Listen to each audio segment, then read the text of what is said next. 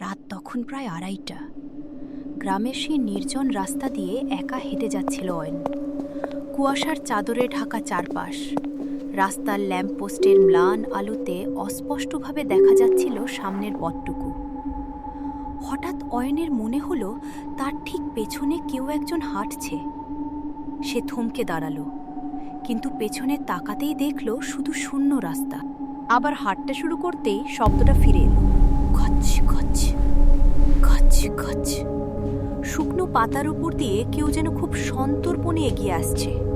অয়ন এবার দৌড়াতে শুরু করলো। কুয়াশা আরো ঘন হয়ে আসছে। হঠাৎ সে দেখল ল্যাম্পপোস্টের নিচে একটা ছায়া দাঁড়িয়ে আছে, যার মাথা নেই। ভয়ে অয়নের রক্ত হিম হয়ে এলো। সে চিৎকার করতে চাইল, কিন্তু গলা দিয়ে কোনো শব্দ বের হলো না।